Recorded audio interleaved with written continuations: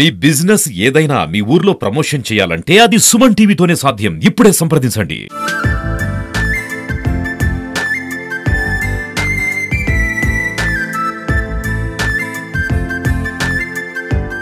పెళ్ళిళ్ళకు పందిర్లు, పండుగలకి తోరణాలు, పూల తోరణాలు కావచ్చు, ఆకులతో తోరణాలు.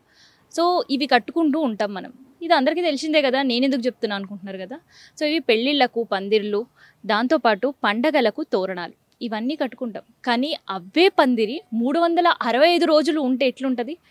అవే తోరణాలు ఇంటి గుమ్మానికి, గేటు గుమ్మానికి 365 రోజులు ఉంటే ఎట్లుంటుంది? సో ఒక్కసారి ఆ ఇమాజినేషన్ చేసుకుంటేనే ఒక ప్రకృతి వనం అనంతా అందరికీ ఒక ఇమాజినేషన్కి వస్తుంది కదా. సో ఆ ఇమాజినేషన్స్ ఇప్పుడు మీ అందరికీ చూపించబోతున్నా. అది ఎక్కడో కాదు, నిజామాబాద్ వినాయక్ నగర్ దగ్గర ఉండే న్యూ హౌసింగ్ బోర్డ్ కాలనీలో.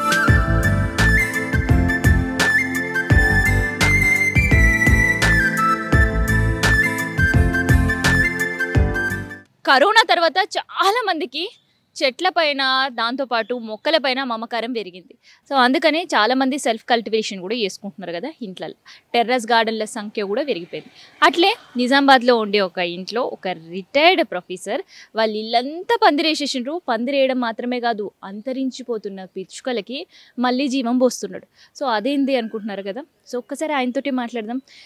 పిచ్చుకలకి పునర్జీవం ఎట్లా పోస్తున్నారు అండ్ దాంతోపాటు వాటిని ఎట్లా ప్రొటెక్ట్ చేస్తున్నారు, ఇట్లాంటి విషయాలన్నీ తెలుసుకుందాం.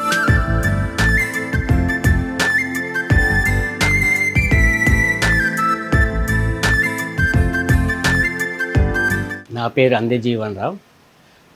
వృక్షశాస్త్ర ఉపన్యాసకుడిగా, ప్రిన్సిపల్గా, జిల్లా ఇంటర్ విద్యాధికారిగా 34 సంవత్సరాలుగా పనిచేసి 2014లో పదవీ విరమణ చేసినాను. పదవీ విరమణ అనంతరం మొక్కలపైన మక్కువ పెంచుకొని ఇంటిని నందనవనంలాగా తీర్చిదిద్దినాను. రకరకాల మొక్కలను సేకరించి వాటిని పెంచుతూ అవి పెరుగుతుంటే వాటిలో ఉన్నటువంటి క్రియేటివిటీని ఎంజాయ్ చేస్తున్నాను. నేను వృక్షశాస్త్ర ఉపన్యాసకుని కాబట్టి మొక్కలను ఎలా పెంచాలి, ఎలా తొందరగా వాటిని ప్రాపగేట్ చేయాలనేటువంటి ఆ యొక్క టెక్నిక్ తెలుసు కాబట్టి నేను పెట్టినటువంటి ప్రతి మొక్క మొలుస్తుంది, ఎండిపోయేవడం అనేటువంటి ప్రసక్తి ఉండదు. ఈ విధంగా రకరకాల మొక్కలను నా యొక్క ఇంటి తోటలో సేకరించి వాటిని పెంచుతున్నాను.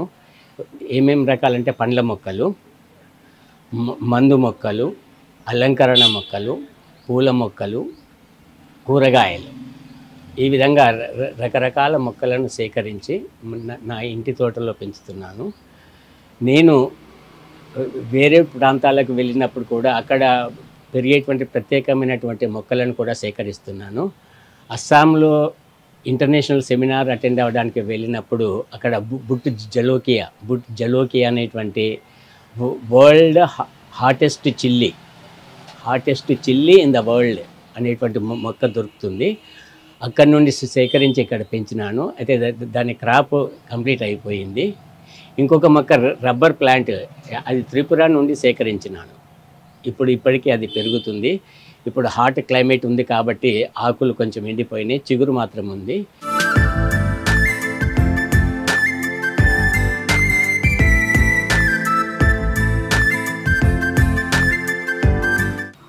ఒక వీడియోలో విన్నాను, ఎక్కువగా ఆక్సిజన్ విడుదల చేసేటువంటి మొక్క పోతాస్ అని. పోతాస్ మొక్క మా ఇంటి పరిసరాలు ఎక్కడ చూసినా ఉంటుంది. పోతాస్ పందిరి, పోతాస్ ఇంటి ముందు కూడా ఎక్కడ చూసినా కానీ ఒక అలంకరణ మొక్కలాగా, తీగలాగా పెరుగుతుంటుంది. మొత్తం ఎక్కువగా అది పాకిపోయింది మా ఇంటి చుట్టూ. ఇంకోటి పండ్ల మొక్కల లోపల మామిడి, అల్లనేరేడు, జామ, అరటి, ఈ విధంగా రకరకాల పండ్ల మొక్కల్ని నేను పెంచుతున్నాను. ఒక ప్రత్యేకత ఏంటంటే మా ఇంట్లో పందిరి, మనీ ప్లాంట్ పందిరి, పోతాస్ మనీ ప్లాంట్తోని మొత్తం నేను కూర్చున్నటువంటి ఈ ప్రాంతం అంతా పందిరి అల్లుకుపోయింది.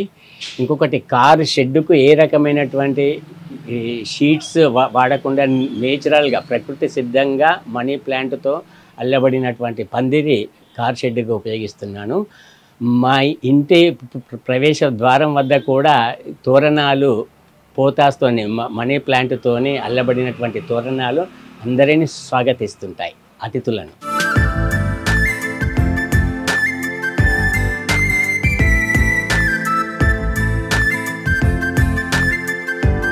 పిచ్చుకల కొరకై నీరు, ఆహారము, వసతి ఈ 3 కల్పించడానికి వినూత్నమైనటువంటి ప్రయత్నాలు చేస్తున్నాను, ప్రయోగాలు చేస్తున్నాను.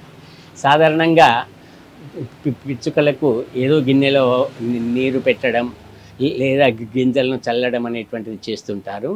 అట్లా కాకుండా వాటికి 5 స్టార్ ట్రీట్మెంట్ అంటే మనము ఉపయోగపడినటువంటి వస్తువులను, పెయింట్ డబ్బా మూతలను, హెల్మెట్లను ఇలాంటి వాటిని కలర్స్తోని అందంగా తీర్చిదిద్ది వాటి లోపల ఒక 5 స్టార్ ఫెసిలిటీ కల్పిస్తూ ఆహారము, నీరు, వసతిని కల్పిస్తున్నాను ఇది పక్షులకి. రకరకాల కాలుష్యాల వలన మరియు రకరకాల పరికరాల నుండి వచ్చేటువంటి రేడియేషన్ వలన ఈ పక్షులు, ముఖ్యంగా పిచ్చుకల యొక్క ఉనికి ప్రశ్నార్థకంగా మారింది.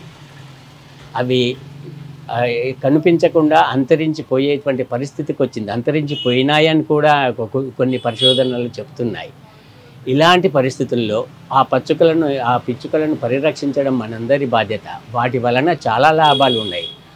ఈ మధ్యన ఒక దగ్గర చదివాను ఏంటంటే పిచ్చుకలు దోమల లార్వాలను తింటాయట. దోమల లార్వాలు తినడం వలన దోమల పెరిగేటువంటి వాటి జనాభా సంఖ్య తగ్గుతుంది. ఆ విధంగా మనకి దోమల వల్ల వచ్చేటువంటి వ్యాధులను అరికట్టడానికి పిచ్చుకలు ప్రత్యక్షంగాను పరోక్షంగాను మనకు ఉపయోగపడుతున్నాయి. కాబట్టి మన జీవావరణం లోపల అవి కూడా ఒక అంతర్భాగమే, పిచ్చుకలు కూడా ఒక అంతర్భాగం. కాబట్టి అంతరించిపోతున్నటువంటి పక్షులను, ముఖ్యంగా పిచ్చుకలను, వాటిని పరిరక్షించుకోవడం మనలో అంతర్భాగంగా మనతో పాటు అవి కూడా పెరిగి అవి కూడా ఆనందంగా ఉండేటట్టు చేయడం మనందరి బాధ్యత. ఈ స్ఫూర్తిని అందరూ తీసుకొని వాటికి అవసరమైనటువంటి నీరు, ఆహారము, వసతి కల్పించాలని అందరికీ కోరుతున్నాను.